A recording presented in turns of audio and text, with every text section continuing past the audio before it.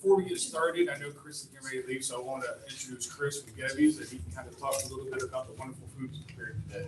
So we've been in business about 6 years. We were discussing that I competed for years, and then I judged for years, and then I'm a medical rep, a medical device rep. I do covered stents and aortic grafts during the week, but we went on back order, and so I've been catering for all my docs on the side. So I opened a place like 6 years ago. We started in Blanco for our commercial kitchen doing food trucks. We had to keep our costs down because we didn't want to overextend ourselves.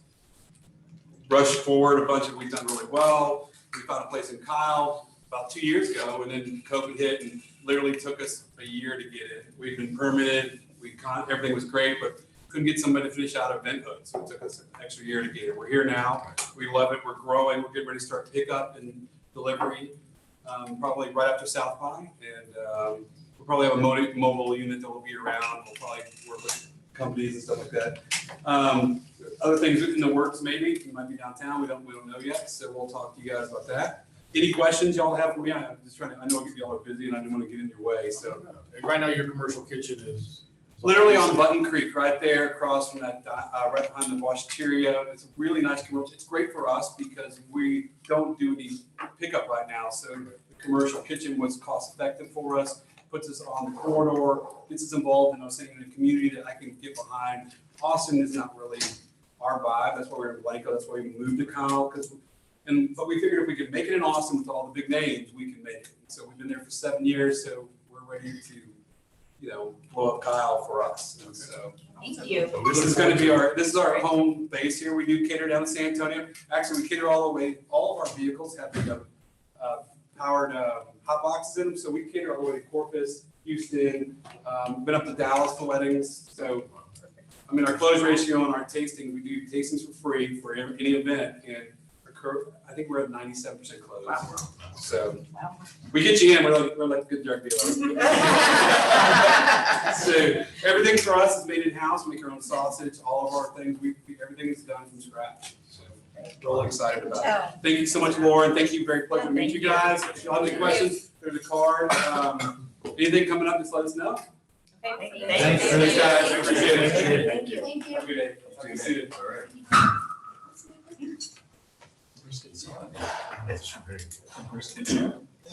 Great food. All right, so the time now is 11:18. I'll go ahead and call the meeting to order. First of all, thank you all for being here. I think I speak for the entire ED board that we are extremely excited that council is involved at this level, and we really look forward to the discussion today, as well as anything that may come of this moving forward. Dana, do you want to say anything? No, I'm just jump right in. Okay. All right, I will now open up the meeting to citizens' comments period. Do we have any citizens online or anything I need to do? Okay. As no citizens are present, I will now close citizens' comments period. Item number 3, I'll make a motion to move into executive session as defined on the agenda. We have a second? Second. Second by Tony. All in favor, say aye. Aye. All opposed? All right, we are in executive session. At this point, I believe we are going to turn it over to council or staff to kind of discuss the items on page 3 of the agenda. The council and board joint meeting item regarding roles, goals, and vision for 2022, which we found on page 3. Brian, I got to call the council to order as well. Okay. So, good evening. Good morning. Calling this special council meeting to order with the city secretary. Mitchell. Here. Rizzo. Present. Ellison. Present. Flores Hale. Here. Bradshaw. Parsley. Tobias. There are 4 members present. We have a quorum. Next up, citizen comments period. It's now open. Anyone want to speak? Seeing none, it's now closed. Agenda item number 1, consider possible action. Council on Economic Development Tourism Board joint meeting item regarding goals, and vision for 2022. All right, back to you. All right. Now we're in. Thank you. Well, this is just kind of an open discussion for us. I know you guys recently discussed on like on the weekend of February 11th to the 13th, some of these items listed on page 3. So with that, I'll let you guys kind of discuss what council's vision and goals are for 2022. So I see all the eyes darting around.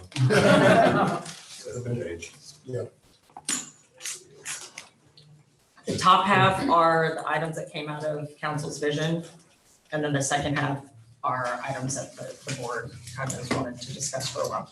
I think Highway 21 Business Park is more of a Scott thing. Yeah, I think they said it's all- Are you on, Scott?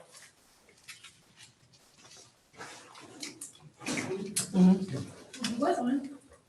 Scott, are you You on? might have jumped off when we thought we were going into exec.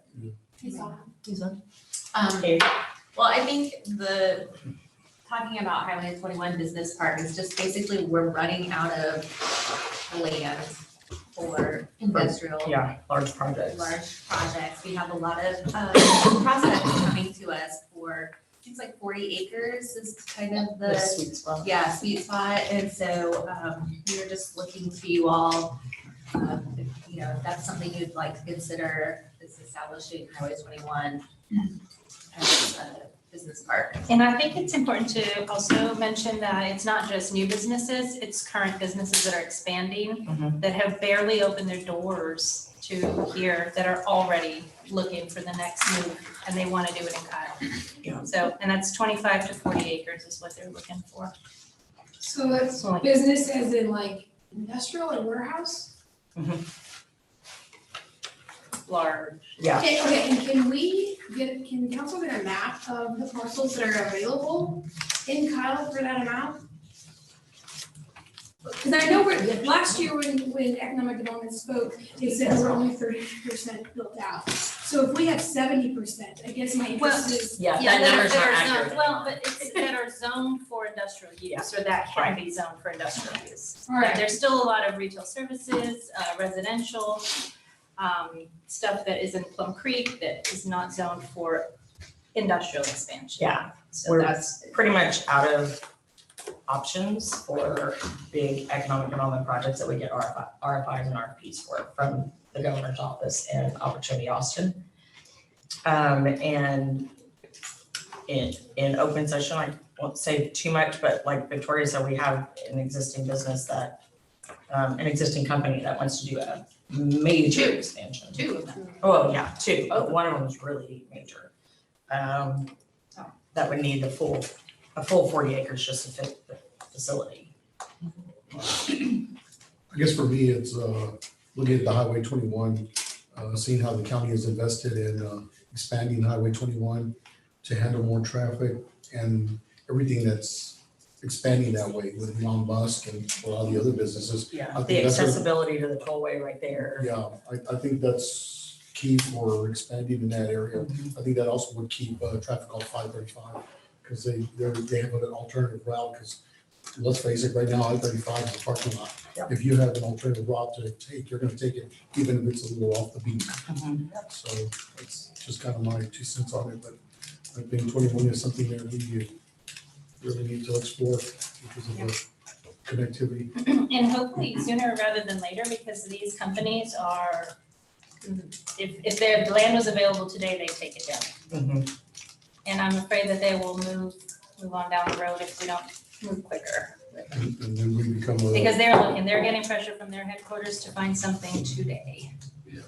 I think a lot of industrial developers would take down land right now. Mhm.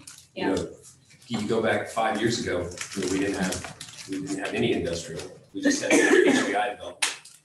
And now HBI is built out. We have Majestic, we have North Point, we have Area 10, we have maybe the biggest one ever. I don't know how much of it is public yet, but another big industrial development coming on.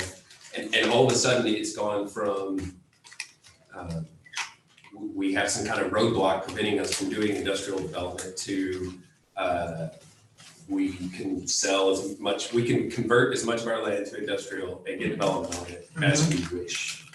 So while developers are anxious to try to get us to give them the entitlement, I think the question is, and I think that's maybe what Vaughn is kind of getting at, is how much industrial does the city of Kyle really want? We wanted it back in 2017, but that was because we had none. And now the market has changed such that we can do a lot of industrial. But industrial is not the best, it's from a taxation standpoint, it's not a lot, it's taxable value per acre is not that great. It's businesses that do provide some jobs, but they're not the highest paying jobs. And yeah, it's just, they're not amenities for the community. So people who live, unless you work there, the business park isn't gonna be something that makes you happier, gets you, improves your quality of life. So I don't have an answer, but that's the question. It's just constantly in my head. At what point do we stop with industrial? And is it even appropriate that we should slow down the industrial? Or should we be pursuing different types of employment opportunities that are harder to get, like corporate campuses and, tech and high-end manufacturing, those kind of things? Travis, one of the things that our ED board has discussed quite a bit is the need for an update of our comprehensive plan, which could, in my opinion, answer in large part some of the questions you're asking on how much industrial do we really want and where do we want it. So, does it make sense to try and update that comprehensive plan so we have a better Council doesn't idea? really care. They don't really want to do that, I don't think. He's joking. I think we're working on it as we speak. Yeah, our RFPs, That is our goal. RFQs are Tuesday. We're gonna have our bids. Okay, Okay, good. that's great news. That's great news. And I do agree with you, it would help. Okay. And that's kind of where the industrial came on, when we did the economic development research, we were lacking in certain areas. And the industrial brought in higher wages, it brought in an industry that we didn't have. That didn't mean we can't pursue other things to support the community. So I think, yes, we can say, let's now see where we're lacking and what direction we need to go, but you kind of have to do that study again and see where, is it tourism, is it hotel, is it?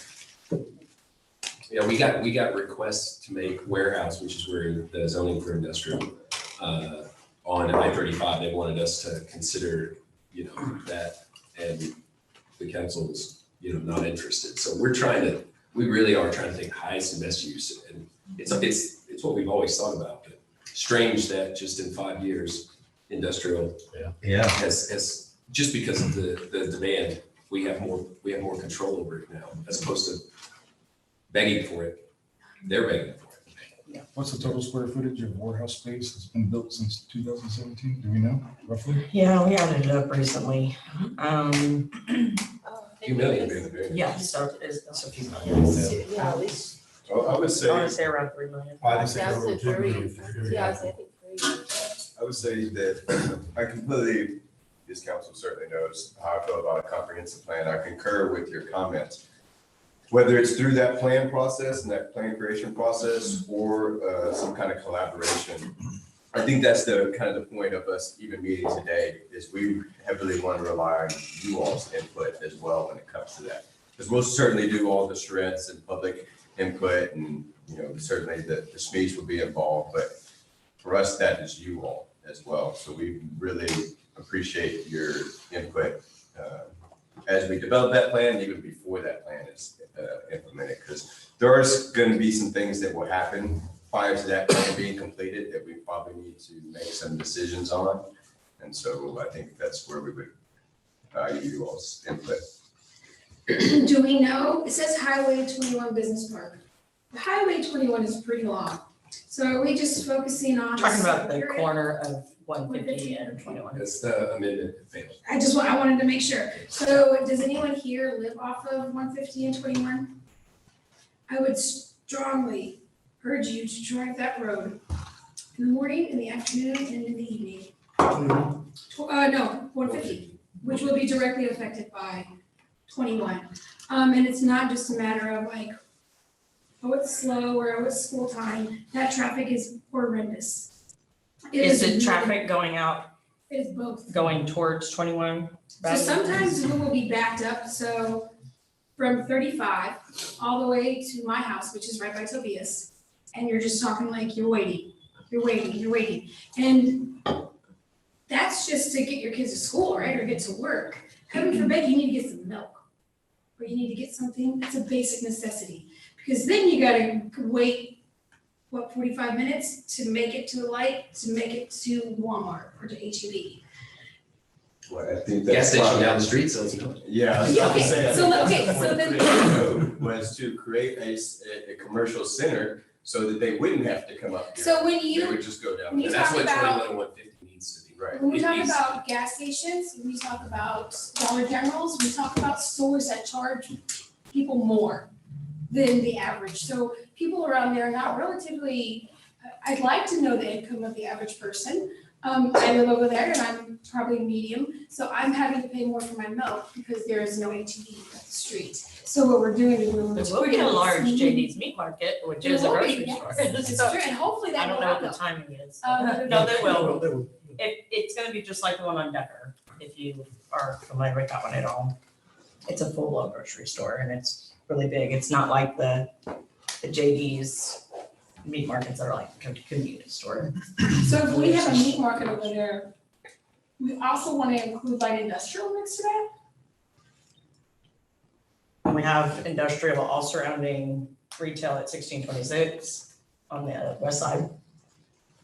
Well, the bottom line is we can't, the count, we considered they can't zone it without the current comp plan being amended to allow for industrial to be conditional out there. And so that was brought to council and that one failed.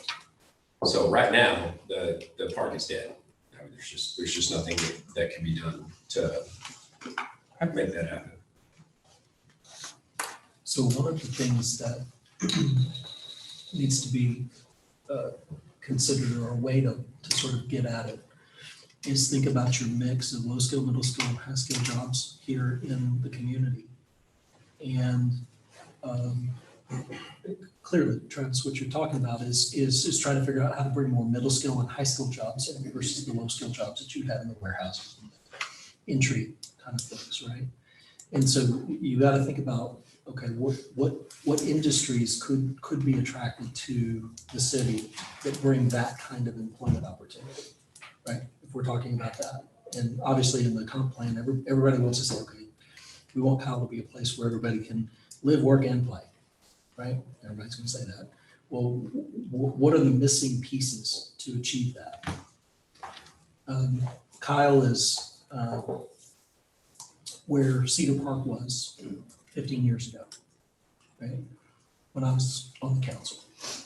And so we had a lot of these same discussions in developing our new comp plan when I first got on the council, and what we were going to be doing and how we were going to really flesh out Cedar Park to be something other than just a bunch of rooftops for Austin.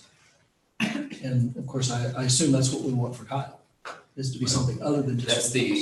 That's the scary thought for the 21 business park is if we can't do commercial development, then it's likely to develop residentially, which is higher traffic counts. The reason 150 is full of cars is not because of commercial use, it's because of all those subdivisions. That's right. Single family residential produces 11 vehicles per day. If they can't go someplace close to get milk, that adds to the traffic as well. So, That's exactly you right. know, it's commercial development oftentimes is better for traffic than residential. And but I don't know what to tell you though, because there's just not much that we can do for it right now. And if it's not annexed and not into the city, then, you know, there are opportunities for for somebody to come out and go around the council and do just a residential development out there. So They all have. we'll see what they all- happens. They all have DAs on them. Right, but the good news is the new comprehensive plan. Yeah. You know, will incorporate that area, so we'll that's where the next crack at it will be. So I think your instincts are right to say the comp plan is the thing we need to focus on. What exactly, give me a vision in my mind, what does a business park look like? I love that question. I started that. Is it a building with several businesses, lawyers, whatever, services in there? Tell me what that looks like. Well, right now, what we're getting are these huge, I guess everything could be a business park, like North Point could be a business park. Industrial park is a dirty word now. It is a dirty word, right? For And- 21, what would you see as a Well, business park?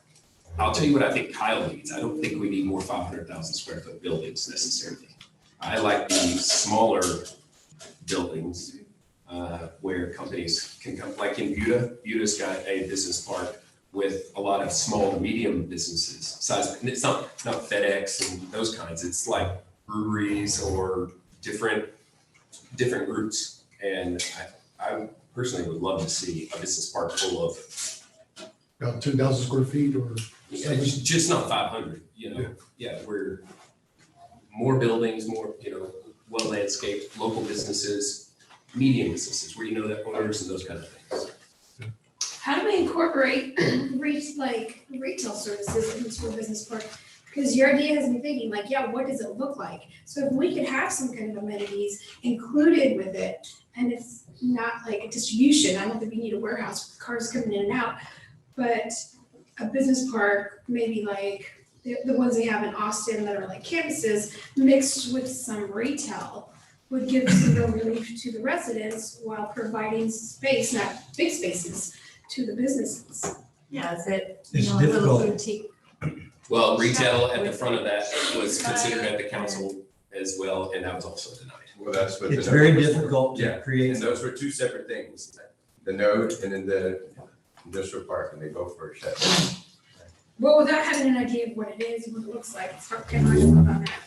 So you also have to think about, all of the pieces obviously are interconnected. You have to think about your housing mix. You have to think about who lives here, who actually works here.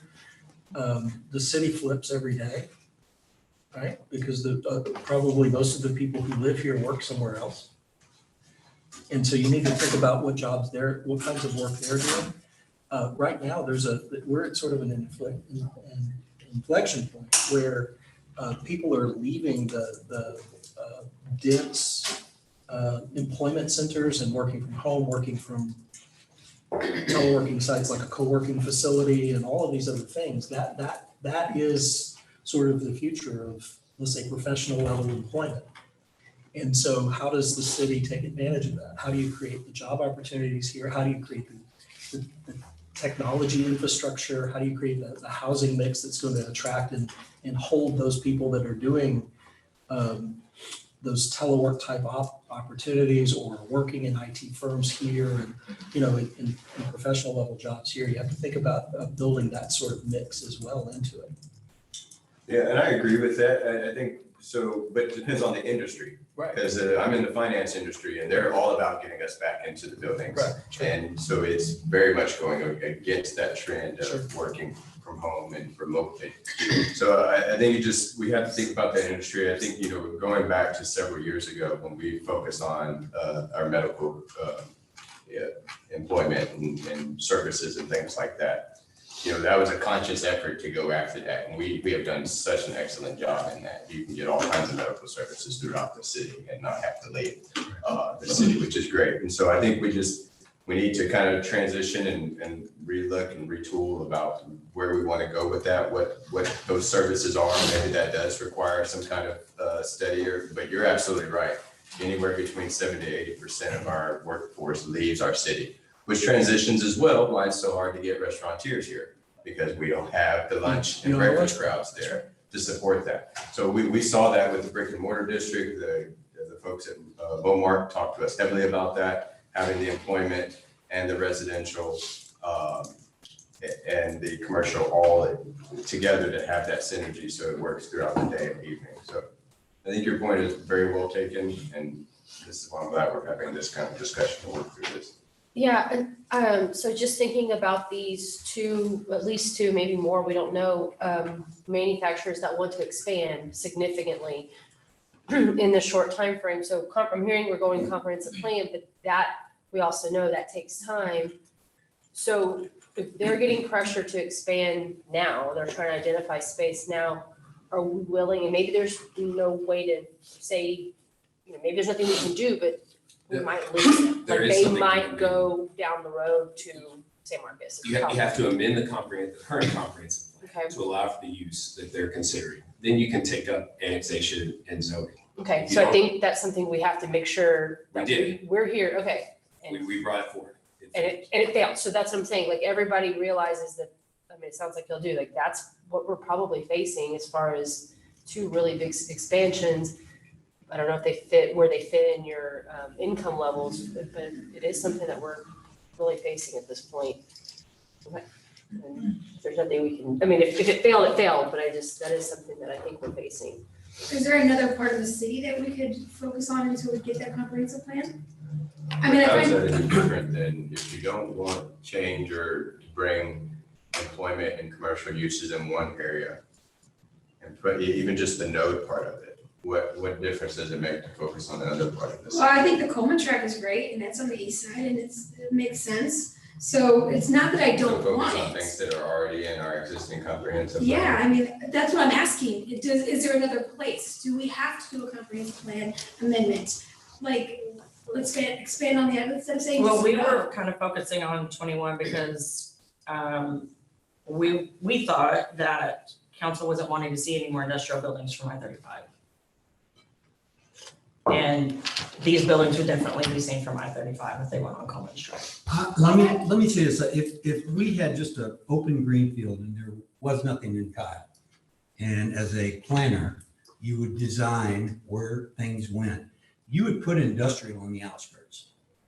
You'd put it at Okay. 21 and 150. That's Yeah. exactly where Yeah, you yeah. would put it, from a planning perspective. And then as you moved in to the city, the density would grow, you'd begin to get more residential, you'd have a lot of multi-use, closer to the hub you get. That's where you want your high retail. You want the people that are living in the city to drive a little ways. I mean, you don't want them going to their office next door. You don't. There are live, work, play developments. Plum Creek touts themselves as one of those where they've got a brick and mortar and people can walk to it. But you can't build an entire city like that. So industrial wants to move to the outskirts. Ideally, it wouldn't be mixed in to the retail space from a planner's perspective. I think it's interesting that if you think about the history of the city of Kyle, the reason that 150 and 21 is in our jurisdiction is because many years ago, we traded Blanco Vista for the gas station at 21 and 150, which was annexed, but then it also created the ETJ bubble, which gave us control, over basically that whole road. So it was clear that the council, even all the way back then, even though the comprehensive plan didn't go out there, were thinking about that intersection and that area as being really important. So the development of hopefully we didn't trade Blanco Vista for a gas station. Hopefully we traded Blanco Vista for, a long-term major regional commercial area. And so I think it is obviously, the right spot, but we do want to make sure that quality is there, but we can't do anything unless we have the ability to actually. In my mind, there's no doubt that 21 is a natural evolutionary growth for a corridor. I mean, 35 is beyond its capacity, to be honest with you. Now, they're doing the bypass now to get around San Marcos. That's going to force more people to the east also. And I think 21, we've got it, San Marcos has an airport out there. I know it's not much right now, but I got to tell you, They're working on adding. that regional airport is going to become something in the future. And the more we can get industry to the east and towards 21 and I-30, the better I think Kyle is going to be for it. Yeah, What you just described is a node. We know we have a number of different items on the list to talk about. We're 45 minutes in. I would love for you all to make a recommendation certainly about that business park. I think that would be great. And I hope that during that recommendation, we actually talk to the people that live out there. Because regardless of what kind of boards and committees we're on and what kind of council we're on, ultimately it should be, even if it's wrong, right? It should be a resident's decision. And I could go on Facebook right now and say, hey, how would you guys feel about a warehouse on 21-150? And we would get some major kickback. Ask them how they would feel about a regional node. But Or- maybe or we could, residential. yeah, and That's the other option. Residential. or it's actually Somebody apartment phrase right it. now. Yeah, if you want to Just find a criticism, you can go out there and get it. It's not about criticism. I think the feedback from the residents is more important than all of our opinions put together.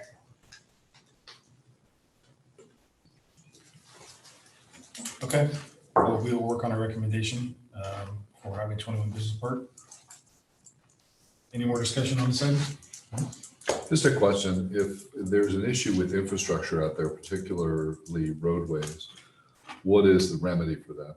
Is it, Well, I think this is a part of the remedy. I don't think this development increases traffic. I think it decreases traffic. You put retail and employment that way, people drive that way as opposed to coming in, which is what they're having to do for their retail and for their employment now.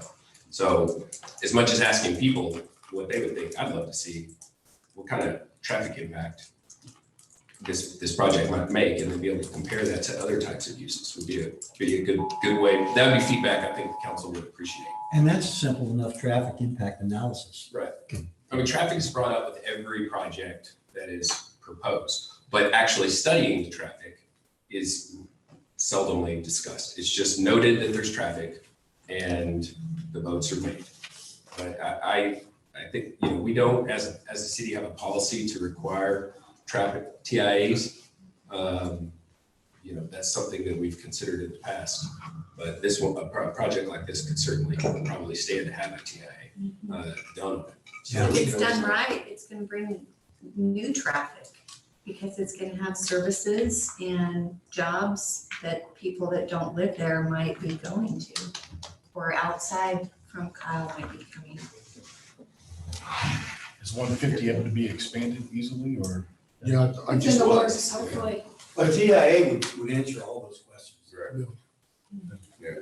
the other thing with the new 110 coming in, that even takes traffic away from San Marcos. So new 110 is gonna be a loop that'll hit you up on highway, what's that, 123? It takes you all the way, so it'll even hit 80, it'll hit 123, which will be great. I'd like to see that loop extended even to the west side, and have a loop around the west side to hit it in the southern part of the. Yeah, there's no doubt, TxDOT is really focused on getting traffic east of 35. They Yeah. have been for And I years. think even working it west, I mean, having a true loop around the city, and San Marcos and Kyle would be probably the best remedy. Having a 110 that goes all the way around would probably help, with any pileups on I-35 or anything else. Yeah, it's just everything to the west is so problematic from a design perspective. It's so expensive to build a road on the west side Yeah, and because of the Elevate- river and the river elevations. and everything else. limestone, all of the above, yeah. Yeah, definitely. But it's been done. There's plenty of roads out there. There's plenty of roads. So, yeah, definitely. Any other discussion? All right, well, so we'll take into account traffic impact as well, and we make the recommendation. Second item is targeted incentives to different developments. Is there any specific discussion council wanted? Seemed like, were we looking to learn the developments that y'all wanted to target with incentives? I like the patents and stuff. Discuss or not? Just wondering. Yeah, I was trying to, when I read that, I was trying to remember what that was referring to. I thought number 4 was kind of intertwined with the first year compensation chamber membership, just like things that we can do to incentivize small businesses. And that was, so I think they kind of go hand in hand. So like those three The next three. bullet Yeah, points, probably. I think the second one's Yes. slightly different than the small business thing, though. Yeah, that's what the patents and different things.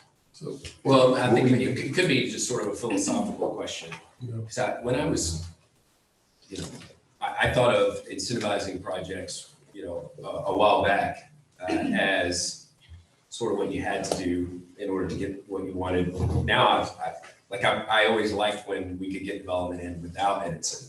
And I've almost completely flipped to the point where when development wants to come, if they don't have an ask from the city, I don't typically want to do anything with them. I would much rather provide that targeted incentive because you control the product when you do that, and you can you can get a higher quality of design and all kinds of things. So I don't know exactly what Scott wanted to say, but I'd love your feedback on that.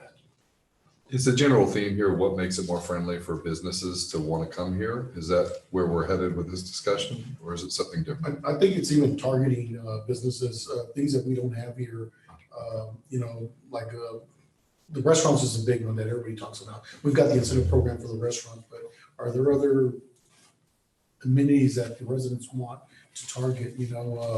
I know they've always wanted something like a Furs or something like that. I don't know if it's around anymore, but they've always something like that, like a lunch type area, for dinner, things like that. I know people around, that we've got several churches in the area that always talk about where can we go eat after? Is there a Golden Corral or something? We don't have anything like that, so there's things that we can target that people have asked for. Certainly. And I think there is from a business resident standpoint, there are some needs that are obvious to us because we're living it. So one of them is I have people visit all the time, either customers or my employees from other localities. And there's not a ton of great hotel options. As we're thinking about what businesses we want to bring here to incentivize growth, to make it easier for companies to expand and grow and provide some of those higher wage jobs.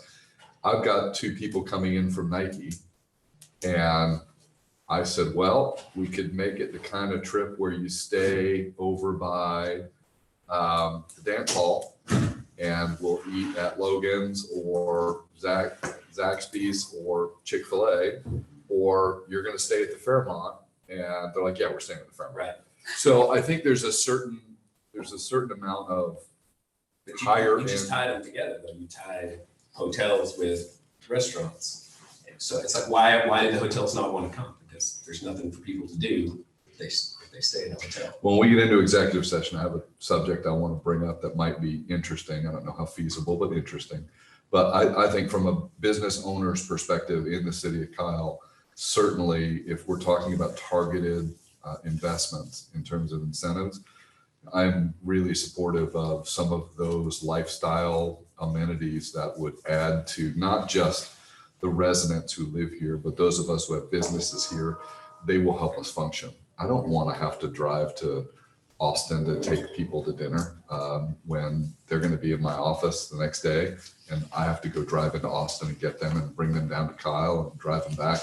That's not ideal for us. So, certainly some better hotel options and better food options from a business owner standpoint as targeted incentives, those make sense. I don't know that they make sense compared to everything else the city needs, but certainly from a business perspective, those things would help. I think that's great feedback. I remember a time where you couldn't even put hotel options as a point. We had no hotels. And so we've added some, but I think your point is very well taken about that. It's truly, I have people that come into town too, and I'm thinking, okay, you're probably not going to stay here. You're going to come in from Austin. I got to talk them into, you'll love Mavericks. You're going to stay right across the street. Yeah. You're going to stay right across the street from there. They got a great food truck. So let's go. And then they go to the Fairmont. Yeah. I know we're looking at some boutique hotel option in our brick and mortar district area and some other options, but I think you make a great point. And this is why, once again, this conversation is healthy and very impactful for us. Well, and I would think if we gathered some business owners together and said, hey, we're going to need support from the business community to help sustain these operations as they get off the ground, would it be out of bounds to talk to companies about what kind of room night commitment could you make to this entity if they decide to come here? I mean, we would. Kind of what commitment? Room night commitment. Would we go to business and say, I pledge that my company would probably do 100 nights a year at your place? And I don't know that, we want to be in a position of legally binding anybody to anything, but if we did that and we were showing potential hotel owners, we're serious, we need this here, we're spending the money anywhere, it's just not coming into our community. It would carry weight in their decision. It would. So I think if we get someone on the hook who looks like they could put hotels down here, maybe some creative approaches to help them see we really want this and we would be an energetic community in supporting them because it suits all of our objectives. I'm sure the hospital would say the same thing, right? That they need a place for people to stay when people are being treated in the hospital. And with the high-end cardiovascular capability the hospital's developed, they're just more people are going to be coming here as a medical destination. So I think as we talk to the constituents around the table and beyond, we may find really warm ears to something like that. Maybe we can contribute to a pitch the next time a hotel comes knocking. So you're thinking something like the George up in College Station, something like that? Oh, yeah. And they have retail on a lower level. Yeah, it's beautiful. They have the pizza place and the burger place and the shake place. And Yeah. yeah, we go there after my daughter's swim meet there every year. So, Yeah, fantastic place to stay, boutique type of hotel, and then all the amenities right there. It may take a group effort, right, to get some of those places to place the bet on us. But I think if they place the bet on us, they'll be happy with the result. I would say if we're talking hospitality, we get calls all the time. I'm looking for a meeting space for 50 or more people. We do not have a lot of options. If we're bringing people into the community, right now, a lot of our residents are going out during the day. So being able to maintain a restaurant in the middle of the day on a Tuesday in Kyle may be a little more challenging. And that might be why they're not, but if we're bringing people in with banquet hall space, breakout session space, we don't have embassy suites here. And it's tough because we are in a position where we really can't bring those people in. But that's the hospitality side too.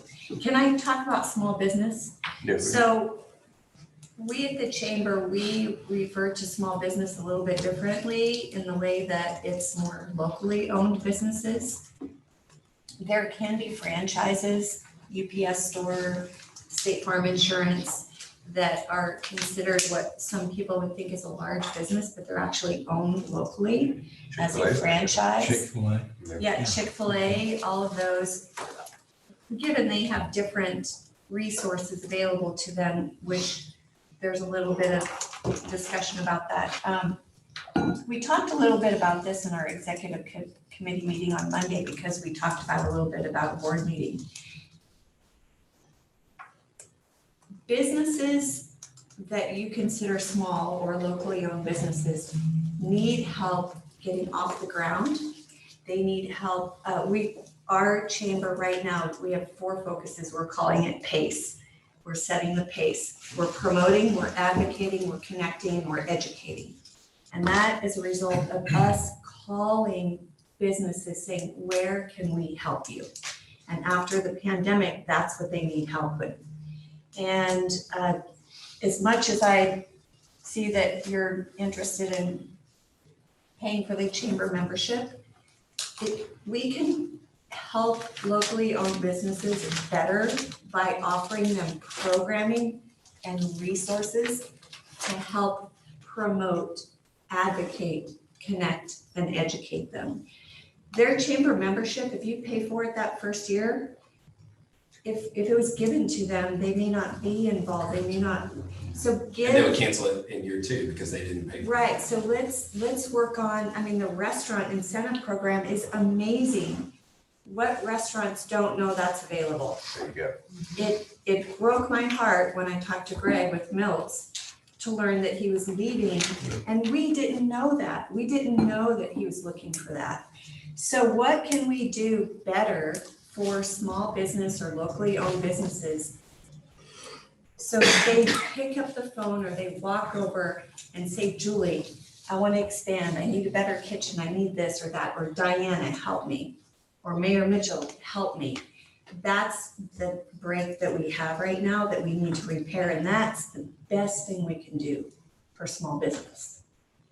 How we do it, I don't know. We're still working on it. We're trying our best, but I think as we bring more amenities into the city as well, like Nitro Swim, they do tournaments, so their big tournaments they hold, they're gonna bring in an influx of people looking for hotels, you're gonna bring in people looking for dining. So having a plan for those events, every time they host them, having a brochure you can hand out that also, when those events are happening, you reach out to small business. You'll need extra staff that day, you'll need extra, people waiting on these people, so they have a great experience. But also reaching out and getting people that are coming into those events to know what's around the area, to go and eat. Maybe it's, all pop shop, to do a dessert, between swim meets or something like that, I don't know. Where to go eat, but we've got those restaurants coming as well. So being able to all work together, the city and everybody else to promote these events and allow everybody to know what's coming on that weekend, I think is a big way, is a big plus for us. But it's just everybody collaborating, working together. But I think it's something I've been thinking about a lot is making sure, because I travel a lot with sports and they every time we went into a city, we always had a brochure that told us what was in the area. And those restaurants need to know to have the staff on hand for that increase of traffic for that weekend. So, as we get more amenities in there, I think that's gonna help small business as well. yeah. The other thing that we talked a lot about is the gold standard. We love that you're setting a gold standard.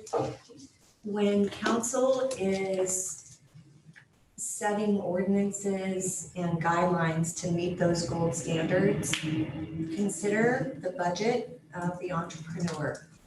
And if we create a barrier that slows down their process because they don't have the funds, if the permit process isn't streamlined and they don't understand how to do it, it will drive them away or they fail because they put so much into it that they're unable to recap that first 2 to 3 years. So streamlining permits, making it easier to open a business without having too many regulations, but still being able to meet those gold standards, I think are really important. It's hard to open a business, it's hard to run a business and to maintain that. And that's why it's important for us to have council understand, and if there's a way we can set meetings with small businesses and ask what they need help with, how can we help them? You just opened your business, how did it go? Where did it go wrong? What can we do better?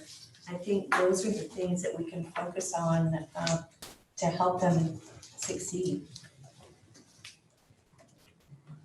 To piggyback off of that, I will say, I think it's also a good idea that we set out the expectations, all of our expectations from the very beginning with developers as well. Because I know there are some developers that get really frustrated because they didn't realize that now they kind of retail over there, or they have to have certain plants, or they have to have certain things a certain way. One example would be like Caseta Ranch, where we had like 3 or 4 amendments to the development agreement. I think we all wanted the same thing, but the truth is they didn't know that, so now they're spending an extra $700,000.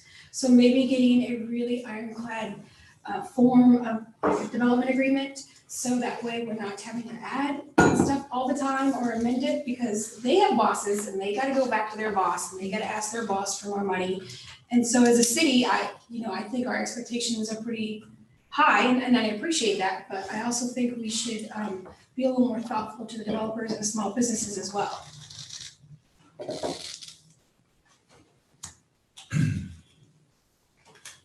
Okay.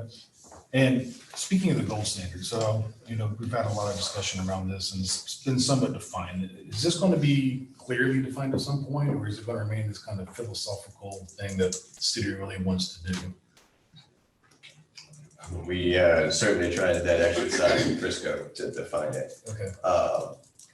I think we have a solid idea of what that is, and I don't know if anybody captured that kind of definition we put together for the gold standard. But I think it takes in place in multiple different facets, not only just the gold standard for projects, but whether that's within our code, in our ordinances, setting a certain standard. I couldn't agree with you more about the regulation and making a more a process that is makes more sense and kind of move things forward and not just regulation, create regulation or this fallacy of a gold standard you're trying to meet. There needs to be a hard examples and lines of what that is. I'm glad you kind of brought that up because I think that's something we've got a decent wraparound, but it's not anything completely definitive that I think you could probably ask all 7 of us what we feel the gold standard is, and you probably get a slightly different variation of that. I'd be curious to hear as well, because this is all about collaboration and the point of doing these meetings with all of our boards and commissions, what you all's impression of that is, and what you all might suggest the gold standard looks like in the city of Kyle. And I'm not asking, did y'all answer that now? But once again, something to kind of look at and work on as well.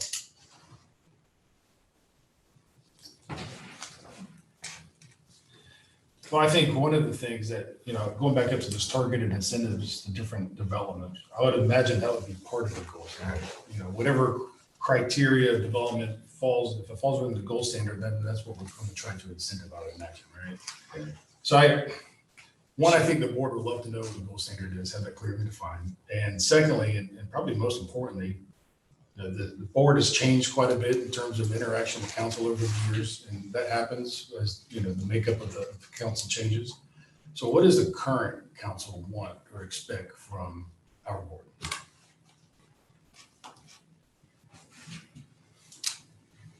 I have thoughts, but I'm gonna let some of the other council members jump in. I would like to see it the same way we see P and Z. I'd like to see, I've been on council for over a year and I don't think I've ever seen anything come with an opinion from the economic. So that's how it originally was. Kind of every 380 agreement, every economic development project, anything that council was to take action on, we would bring a recommendation from the board. And then with some changes on council, and then there was like 52 committees at the time or something. The appetite for council to hear from committees really kind of shut down. And then we've kind of tried to find ways to engage the board, and we're really focusing on that again. And so I think this is a good opportunity to kind of redefine the expectations of the board from the current council. Overall, I'd like to see more input from the director. We see a lot of the directors, public works all the time, always involved, and you are very involved.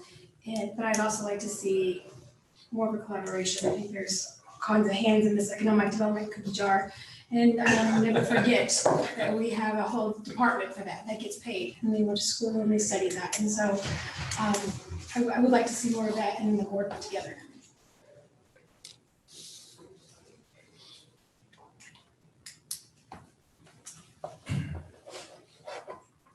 Anybody else?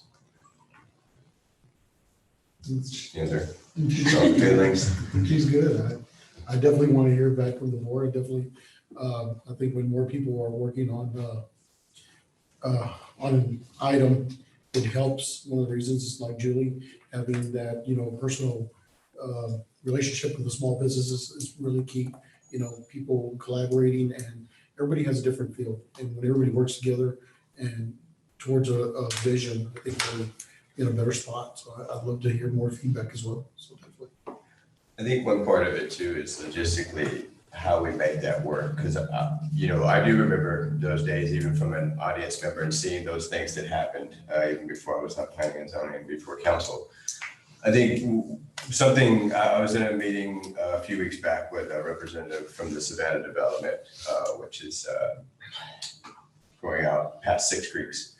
And they made a comment about that they thought it was strange that we didn't require at least 10-day buffer of having everything in before there would be a meeting on it. And you're shaking your head, so yeah, you already know where I'm going with this. And they said every other city and jurisdiction they work in, it was something like that. And we tend to get things, certainly I know staff and their side is working hard and trying to get everything ready. But I think we need to kind of be aware of that. And if we do place something in that that realm like that, then that would provide an opportunity for you all to come in. Because if we're just, they're working to the 11th hour to get us something and then us make a decision, there's no time for you all to come in. So there needs to be that buffer period that would allow for you all to come in, but at the same time, it would require some amount of flexibility on you all, because I think you only meet once a month. For lunch. So that would mean, probably some special called meetings for you all to come in, even if there is that 10-day period or whatever, for you all to come in and get your eyes on whatever that development agreement or what have you, in order to give us a recommendation. So that would just be the other side of it, kind of making that work. To kind of piggyback on that, as I understand the way most of these economic development agreements have proceeded through the tracks. Council is working on this in large part behind closed doors in executive session. And something has to be directed down to us as a board, because it's not common knowledge to the public or to this board. So council, upon hearing those issues, needs to direct somehow back to our board for us to make a recommendation, or else we don't know about it until we hear about the vote. And then it's really a report, more or less, from Diana, who comes back and says, well, the council made this decision. We are, I think, to the man on this board, anxious to be more engaged in the process, and I think each one of us would appreciate the opportunity to at least give an opinion or talk through it. Some of us have different perspectives, different business perspectives and finance perspectives and development perspectives that we all can contribute. Doesn't mean that council's going to take that decision that we give, a recommendation that we give. But my point is that if council will direct us or direct Diana to bring it to us, we'll talk about it. We'll give you our opinions on it. We just don't know about it most of the time. I think great point. I think what needs to happen, and we've kind of talked about this in other boards and commissions to some extent, is just a standing policy. That's what it was. So rather than, every time we feel like we've got to give direction or we got to, something like that, it's known that whatever these subject, these contract matters are, it has to come through you all in order to provide a recommendation. And we all understand this, with all of our boards and recommendations. There will be recommendations that we'll take, will be some we'll reject, will be some we'll take part of and reject other parts of it. But I think that would be the most efficient way of just, it's a given. That Yeah, and to respond to Vaughn, the P&Z is a little different, because obviously before council sees it, it goes to P&Z. And so that's the procedure that the city has set up. It goes there first, and then their I would say recommendation. about half the items go to P&Z first. But that's the procedure. I mean, the normal procedure is to go to P&Z, is my point. So, Yeah, and there's some things that are codified that requires them to go. yes. And that's probably gonna happen with this group. If you create a policy where it has to be that way for every single project, it's impossible, just logistically. If you have things that are happening, may need to be done, council should have the ability to do that without waiting on us, and we might need some education. The best thing we did was that big joint meeting on the TERS, so we could learn about how it works, so we could make an educated recommendation to council. We certainly couldn't make a recommendation without knowing and understanding the project. Yeah, we've already talked about that, us three actually, in terms of educating the board to some of these It's very opportunities that overwhelming. come in front of us. Yeah. I don't hold out the opinion that we need to weigh in on every deal. Like, Right. I don't want anyone on Yeah. council to believe that we're just whining, going, I wish they'd invite us into every conversation. No, we have businesses to tend to. Well, I'm just gonna be honest with you. Yeah. If it's not a policy set in place, then you're gonna have council members, as we change in these seats, that are just gonna disregard that process. I'm just being honest with you. That's what's gonna happen. Unless the process is, as council determines or discusses, it's decided and then it's directed back down to this board to talk about. But that would take a majority of any given body, I'm not even just talking about the 7 that sit here now, but future bodies, that they're all going to have that in their mind that, okay, we have this option to utilize that. We've had that option this entire time. It hasn't been utilized because there's no procedure or policy or standard operation that we do to do that. So we could have always been doing this, but we don't because, you know, we're focused on the project, we're focused on moving things forward, we're trying to get wins and successes for our community. Well, if there's not a reason to compel the council to give that direction, I don't see that happening. I'm not trying to be pessimistic or down about it. I just been on this council for, I'm in my 5th year now. I don't see that happening if there's not a procedure in place that would compel the council to do that. Would we be able to meet like every quarter in order to discuss future?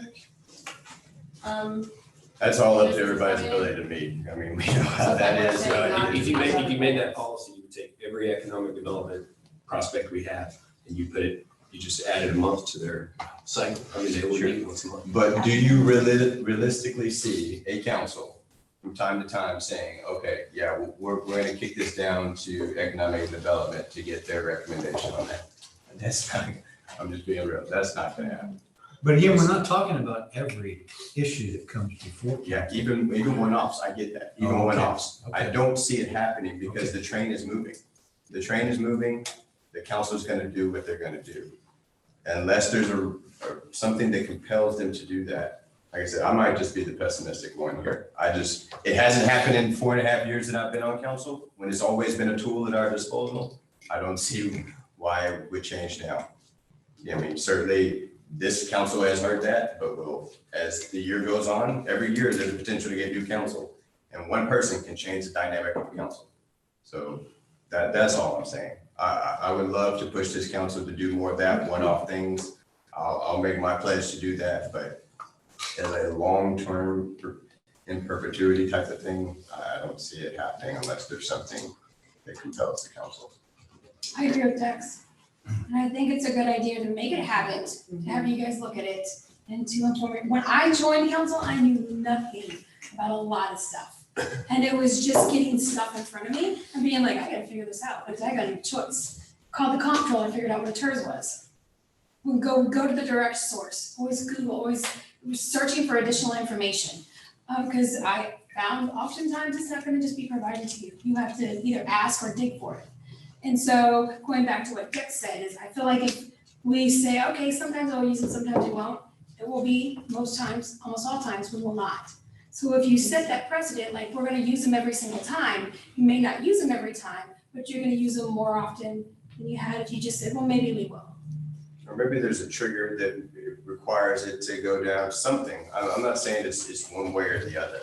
I certainly understand it. I'm not advocating for everything to be done that way. But if we want to see that happen, there needs to be something that moves the council to do it. Some kind of trigger, something. Otherwise, like I said, I just can see it. It's gonna keep moving and you all will be none the wiser. I think that's exactly it. What's that trigger? Is it disagreement on council? I mean, what is that trigger that requires additional input from the ED board? I don't know. I think that's what we probably need to define what that looks like. Yeah, and it's tough to get that disagreement because a lot of times we're discussing an executive session and we can't vote. So we don't really know where everybody sits. You know, some people may be silent and they could be voting yes when it's time to vote. Those agreements are the product of oftentimes, many months of development with our economic development board and with staff too. So it's like, at what point do you say, all right, now we're done and now we'll take this thing that we've worked on and go, it's like what we're asking, Maybe it's getting them involved in the early process. I agree. I'm not even sure how this works, but we're talking about creating more collaboration and recommendations from this board and body. I think it's the case across all of our boards and commissions. There's an eagerness to be involved, be in the loop, giving recommendations, all of that type of stuff. How do we make that work? So what do y'all go into executive session every meeting, once a month? And are you getting briefed on all the projects? Okay, are there ones in there that, I mean, I really don't think that,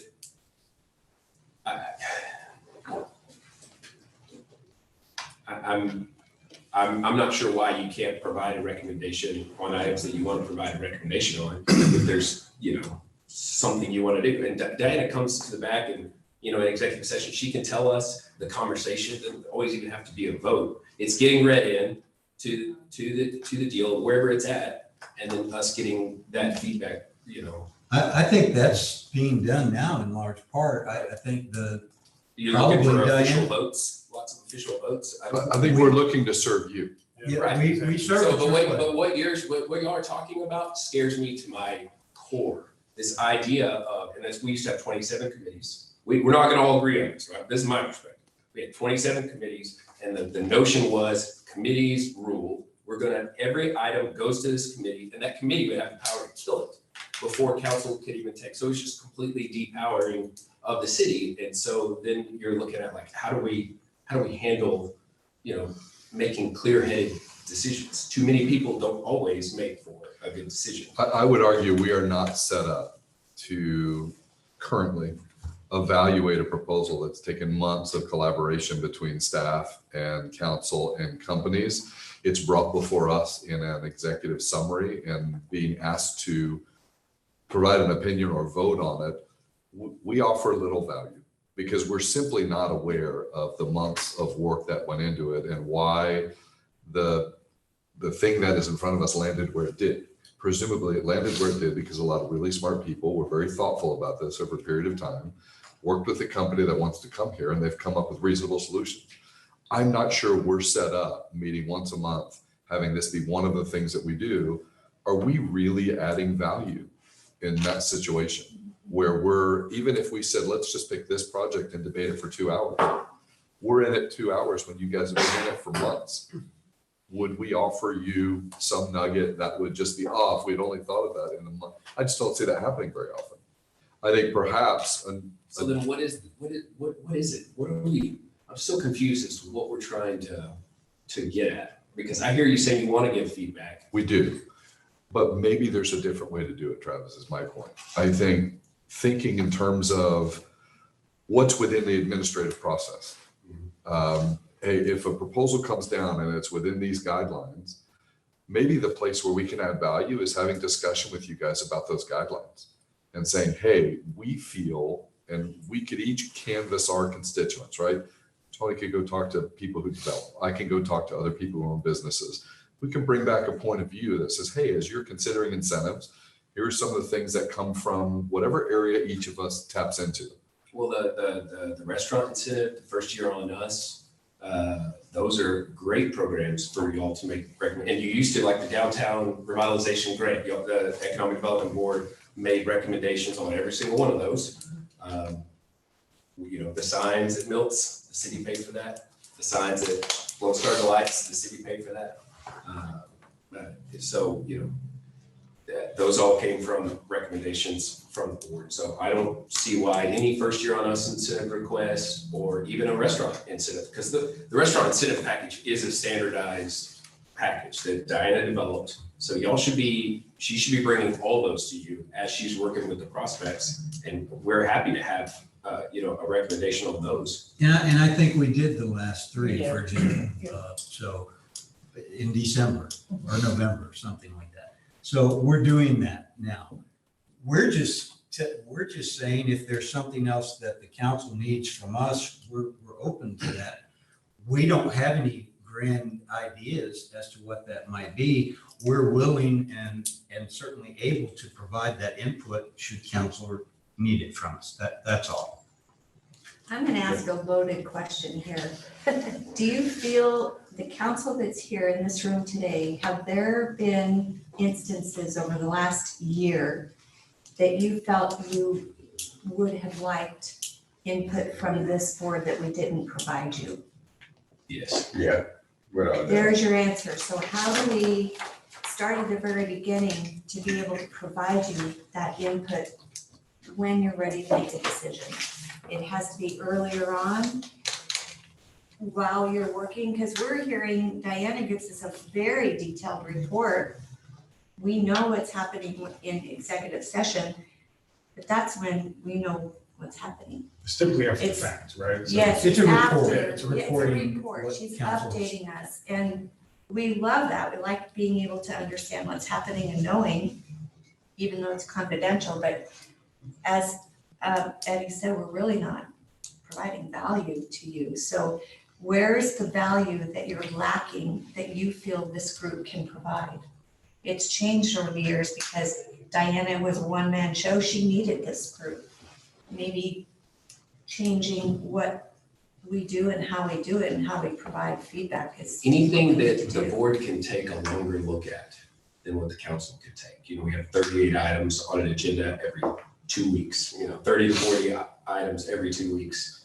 And then all these extra meetings, it is really hard for us to, so that's why the first year on us, that's why I'm talking the restaurant incentive programs where it's clearly defined. Y'all can go through those applications and make that recommendation, which has been the policy. And I don't know why that's, not happening anymore. But those kind of things are helpful. They do provide value because it tells the council that a board it's just like P&Z. P&Z takes a lot more time on certain items. They debate different things longer, and we just can't because it's, 1 out of 40 as opposed to P&Z's 1 out of 6. Economic development would be 1 out of 2 or 3. So you could really dive into those.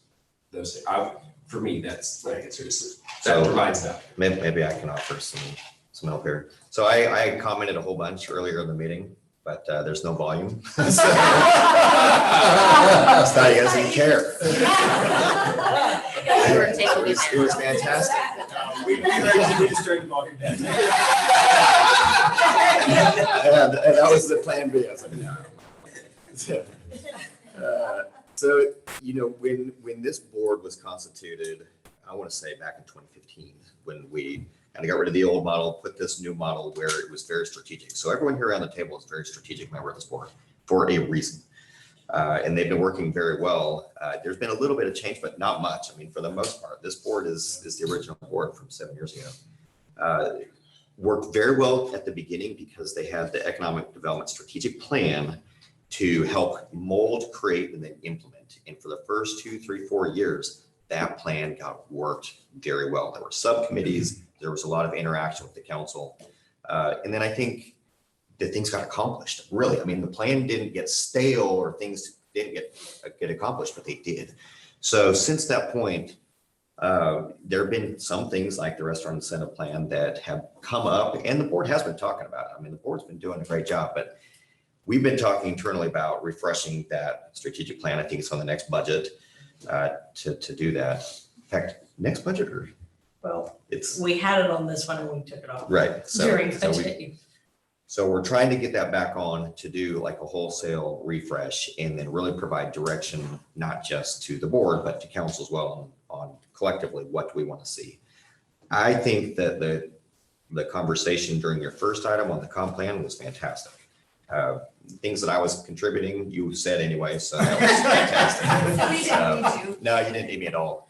But that's really, this Highway 21 Industrial Park, for example, is a great use of this board's expertise and time. And I think we'll get you through this next year until we can get that planning process up and going again. So I actually think it's going really well, to be honest. It's just time for kind of a wholesale plan update and refresh. Well, going back to Julie's comments, there's certainly, mine is a definitive yes. I too jump off the board for me Endeavor and Marketplace. But I think that the challenge still is, where do we interject? I was just thinking about Endeavor and Marketplace. Yeah, That was the question is, how would they have helped though? That's. Yeah, I don't know, because I guess there's some things with both of those projects that I feel like, I'd love to take another crack at. I think that just kind of happens in this job. I mean, you can think the world of things, but then you always, hindsight's 20/20, right? But I think just the challenge, whether it's those projects or any other projects, is where do we interject you all? Because I hear you loud and clear. You want to be interjected, but you want to be interjected at a point where you can feel like you can make a strong decision based on really knowing how everything was put together. So that would require you all coming in early in the process and then be there for the duration of the process, because things change, various different things come up. So the challenge is, how do we make that work, between Open Meetings Act challenges, schedule challenges, all those different things in order to get you all to that point. I think that's is from evaluating the conversation, that's where I see the challenge is. I'm not sure how we figure that out, but. Just so you're aware, this board has discussed previously, should we be asked to make a commitment or a response or recommendation on something? We have at least an opportunity to have a special call meeting to discuss something like that. So I mean, we realize that we only meet once a month, and council's meeting much more often than that. So we realize that. Also, I just want to say this. I speak for myself in large part, but I have to tell you, I firmly believe it's a consensus on this board. Each of us understands we serve at the council's pleasure. Whatever recommendation we make, that's still council's decision to do whatever they're going to do and need to do, and are looking out for the best interests of the citizens. We understand that. I guess my point is, there's no hard feelings if someone doesn't take my recommendation. It's just a recommendation. And I think that each person on this board kind of feels that way, so. I think it would be helpful if we have, at least, I don't know, whenever we have our agenda and there is a recommendation for PNC, it is certainly helpful to know that there is a group of expert people that know, that spend a longer time looking at something for us to make a decision. At least that's the way I see it. So I would appreciate to have that recommendation whenever something is being brought up. So is P and Z a good model? Is that generally felt by the That's the council? way I feel it, Yeah. whenever I see, it makes it easier for me to make a decision when the P and Z board has approved for something or makes a recommendation for something.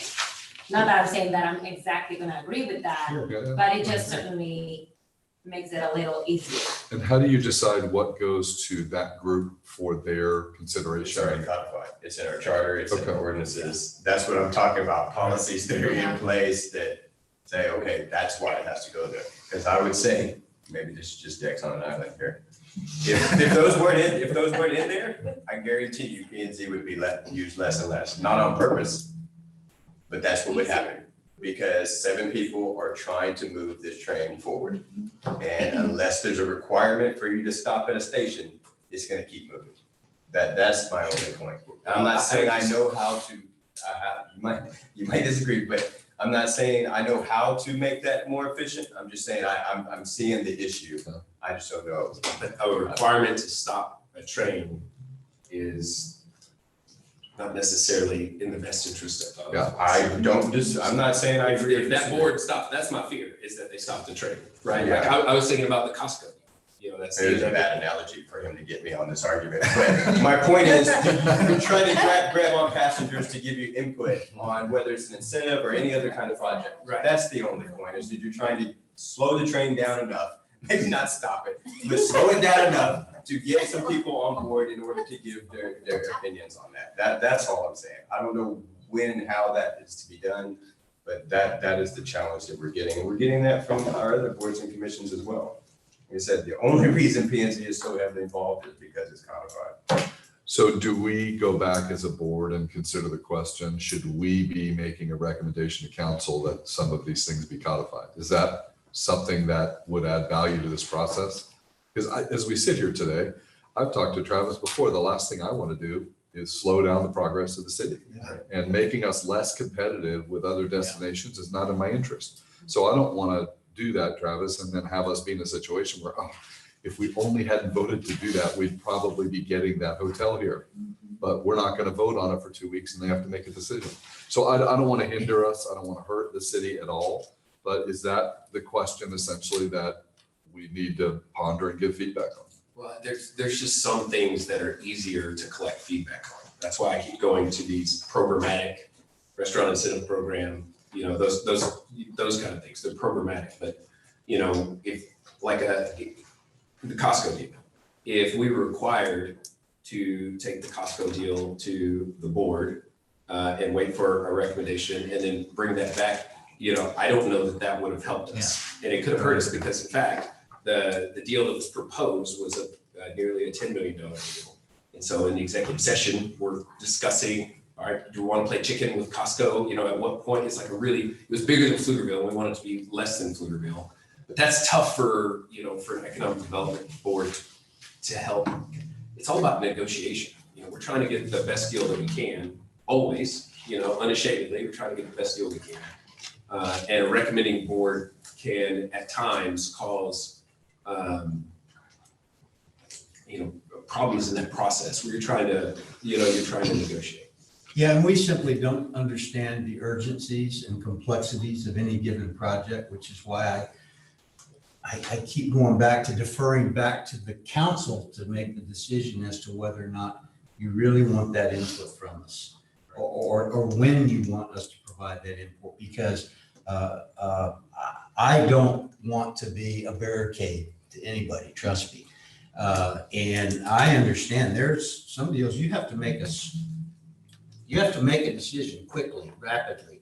You can't wait and linger, because there are companies, Costco, that are going to go down the street and they're going to do something else. They're going to make their decisions rapidly.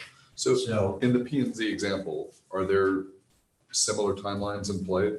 Well, like I said, about half the items that P&Z by process votes on, council has been being briefed for months on that deal. Like the last night or Tuesday night's planning and zoning was a zoning request for R11 for the Savannah district. And it's like, so P&Z by rule is taking that up. We've been working on the Savannah district agreement for 9 months. So it's like, and P&Z doesn't always like it that it's that way, but this is a multi-million-dollar deal with infrastructure, and we're collaborating with the county, and there's huge contracts, like 5 different contracts and different things that we're voting on all at once. So it's like a packaged, comprehensive thing. And P&Z, while they have to make a recommendation to us on zoning, for example, they're not going to be able to make a recommendation on, this larger, broader economic development None of us deal. know the background. Right, but is that so it's like, I'm like, well, do we need a recommendation on the economic development deal for the Savannah district? Because it's an economic development deal. And if so, what logistically, how do you even go about that? Are we saying that we want y'all to start negotiating, all of our economic development deals? That doesn't seem like that's gonna make things get better for us. So I don't have an exact answer, but. It's just a simultaneous process, because I'm with you all on, not so, it's my terrible analogy with the train. I'm truly against that as well. The thing is, and you make up a great point, all 3, I think, items P&Z took up last night. There was the R11, there was Porter Country, and then the gas station, Conoco, we already approved them for the First year on this. the first year on this. But that was already done, and then now P&Z's getting their hands on it. But they were able to go in executive session. I assume they got privy and things explained to them, and maybe that's just where it is. It's just simultaneously while we're doing it, you all are also getting it and getting briefed in executive session. So that way, when it does come time to decision making, you all have been simultaneously moving on that. So I do, have some experience sitting with other groups. And I think one of the big issues here is this is not a type 4 organization, right? Yeah. And that's a big factor. It's a huge factor. And you sit in on some of these other meetings. That's what, in my brain, I was just thinking, what do other communities in this situation do? Right. Because I can only really. They're the ones making the decisions. Yeah, there's others. They hold the purse strings. Yeah. They audit and monitor contracts. They have money, Right. So this is a hybrid, right? We're trying to figure it out as like an extension of just like a committee of the city.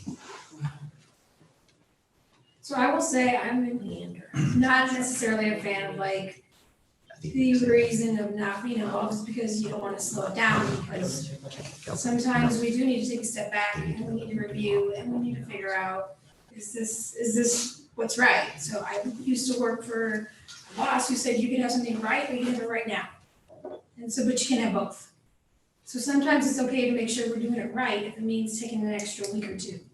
So I never want it to be like we have to rush and push development, because that is not what we're looking to do. I personally wanna make sure that what we are getting here is under the right circumstances, is under the right development agreement, making sure we all have a meeting of the minds, so later on, there's no issues. So, Well, I was just thinking to the point of what do other communities do? You know, you have your 4A, 4B communities, which is completely different than what we have here. But the city of Leander is similar to you guys and how they're structured. And I don't know where this falls good or bad for the committee or the council, but the city of Leander has no structure like this. No committee, no input. They do have a couple of staff, but no community input and no structure. I mean, no board input. So I think it's worth noting that you guys are doing more as far as getting input from a board than a community that mirrors you right down the road. So I don't know where that settles as far as, like you said, getting it right or getting it right now. I don't know, but I think that having this committee is a step forward. To your Already. point, we have more economic development success than any other central Texas city right now. So, I mean, we are doing things right. It may be location, but I think we're agile. We're more flexible than type 4. And again, sitting in these 4A, 4B, 4AS meetings, they are very limited to the structure, right? And it slows down the process. We have the ability, by not being so rigid, to really be responsive. And I do think that has helped us seal some deals. I came from a 4B community. Yeah, same, 4A. I think there's a richness of subject matter here that we can take back as a board and come back with a thoughtful response to the question, what is the role of this organization? I think we can at least provide you our point of view for your consideration. That'd be great. I know we don't have too much time left, but there's a couple things that I wanted to bring up.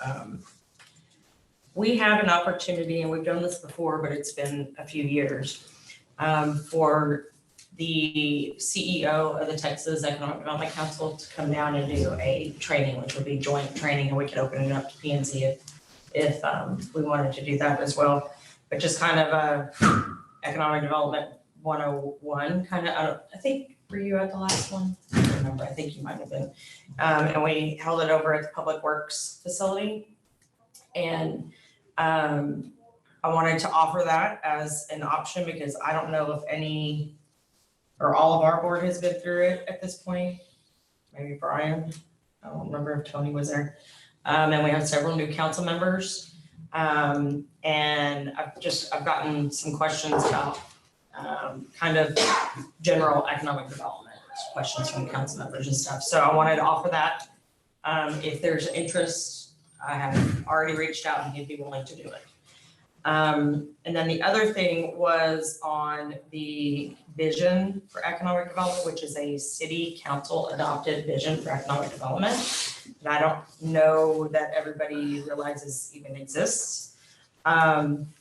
It was the one of the fastest Texas cities located in central Texas with the to continue to grow quality healthcare, higher education, retail industries, and jobs for the benefit of its residents. In 2015, when we redid the strategic plan the last time, the vision was updated to Kyle is dedicated to setting the stage for development success, both in economic development and real estate development. So I just wanted to throw that out there as well. If we're going to redo the strategic plan, then that vision will be updated in that process. But just wanted to mention those things. And we get questions a lot about, like, is there an incentive policy? Is there an application? There is an incentive policy and an application. Both of them are on our website.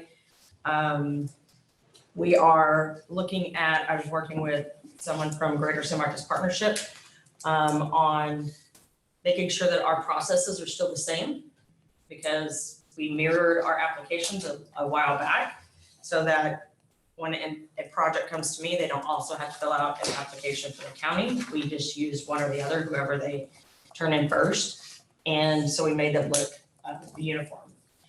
The one thing that they're using now that we have made steps towards, but we don't have an actual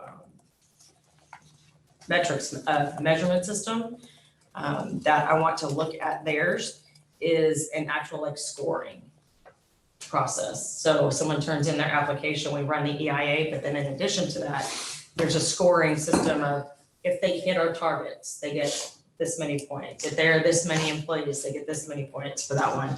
If their wages, whatever, they get this many points for that one. So that's something else that I'm looking to add to that process if we think that's a good idea. Would Or that like that, dynamic yeah. be tied into the new gold standard and what you're looking for and how those points are weighed? I think that criteria would definitely need to be from council's gold standard vision, yeah.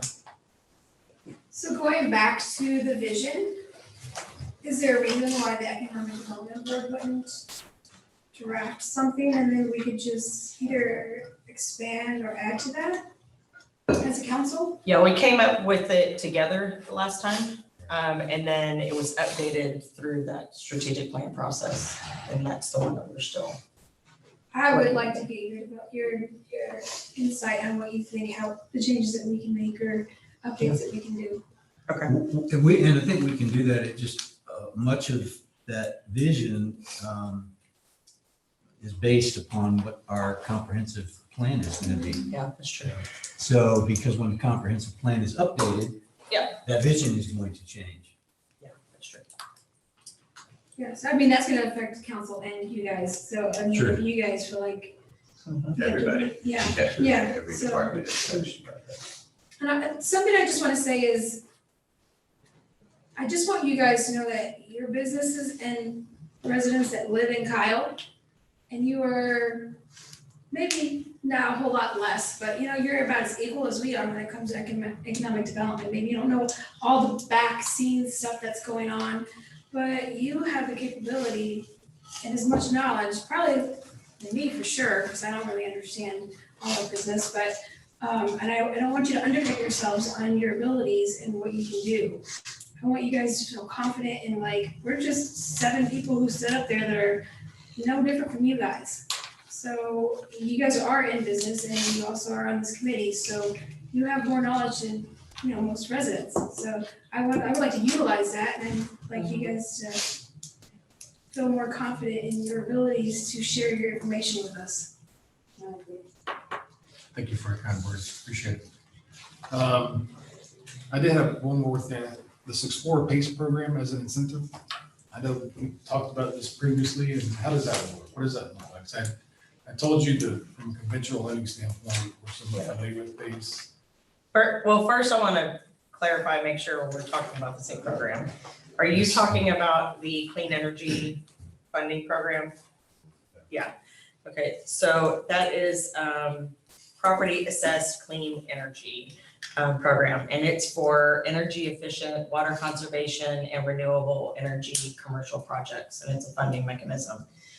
However, which is a good example of why we have people from different industries to give input. Brian had a really good point about the program. So how would it be used as an incentive here, I guess? It would be a small, a business retention and expansion tool mostly. Someone had to go in and retrofit, or, it could even be a new business if they're doing finish out. So I think it's a great plan, but from a conventional financing standpoint, it's a lien or assessment lien that's placed on the property, which acts like a tax lien. That goes in front of any commercial mortgage that's already used. So that would go in front of us. So from a conventional lending standpoint, banks would not like that, because they would never want to lose their priority position from a lien standpoint. You're subordinate to the Subordinate. Yeah. Even if it's done after the fact, that's like a tax lien. Really? So can you explain a little bit on what that incentive is? Here, I can. So I think we're off just a little bit. So, and the reason this is on the agenda, just FYI, is because our facilitator, Ron Cox, brought it up as part of the conversation. I don't even know if there's interest here. So I'll just be very, very brief on this. So it's PACE or PACE in a box, depending.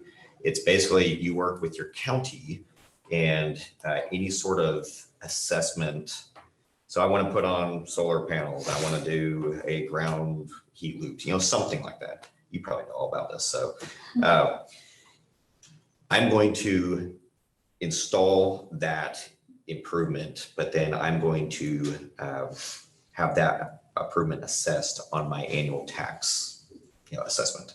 So that way I'm, as a business or even resident, I'm paying off that assessment just as a separate fee that it comes on my annual tax bill. And then I move away, business goes under, me as a resident, I leave. I'm not saddled with the cost of that improvement, right? So it kind of protects you to make a large investment into your property, just in case you might go under in a year, right? So the improvement stays on the tax roll for the life of the improvement rather than the life of it. I'm sorry, who pays for the improvement?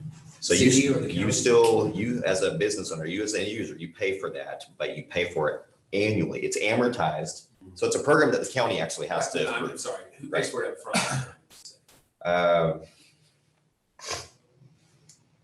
want to say it's the PACE program. It is the PACE Texas- program. It's Texas- applied to the PACE program. Lone Star And Base. it's a reimbursement. Correct.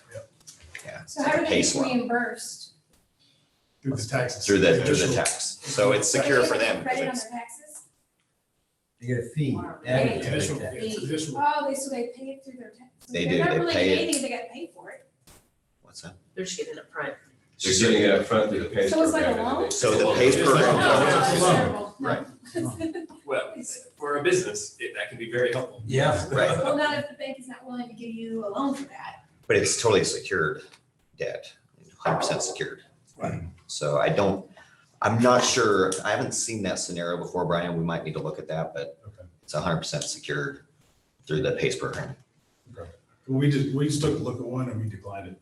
Okay. I told the head of our legal group and he reviewed it and said, we Interesting. don't lose our property position.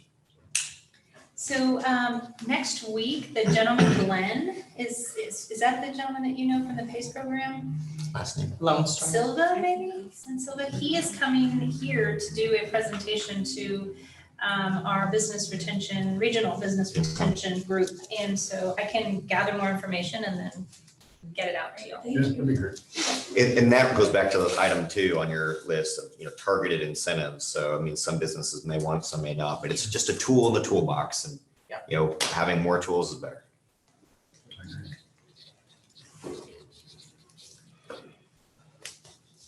All right. Any other discussion? Well, thank you I guys for didn't- meeting with us. Thank you. Thank you. We really appreciate it. Like I said, we've been wanting to engage at a higher level with council and we look forward to moving forward. in the future. So, whatever that looks like, we'll try to figure that out. We got some homework too. We do. Yeah, we're really eager to look at this Highway 21 business park. and provide Yes. input on that. Thank you. I think that's the goal here is after we come back from our visioning workshops, I know it's a lot and I know we had some big ambitions for this, but I would say that all of these joint meetings have been very fruitful. I think that's the goal going forward is that after every visioning workshop, we have a joint meeting to kind of have a conversation, give our feedback, get you all feedback and going forward with that. But I just have to say this, I love what Julie said about the education pieces. That I think is the missing link a lot of times with our small businesses. Large corporations, they have the person power resources and attorneys and all that stuff to know to come to a city and ask for entitlements for all these other different types of things.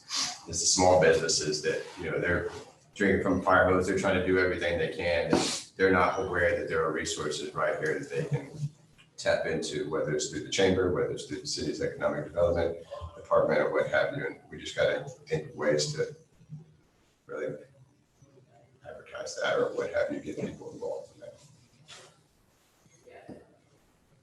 I say yes on the ED training. I'm in. I do too. Yeah, definitely. Second.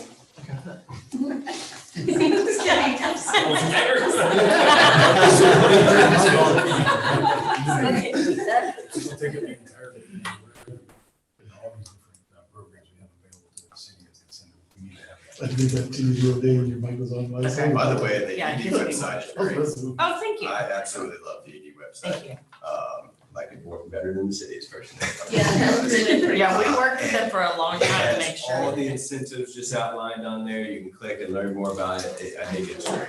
I know, Good. what was it, 2 years ago? Yeah. You all revamped it. Started, website. yeah, I think we launched it a year ago, maybe.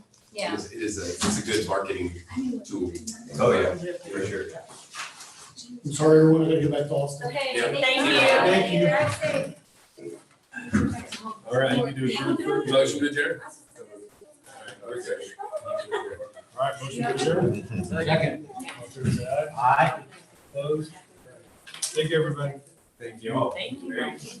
There is tons of food if anybody wants a second time around. I'm a first timer. Yes.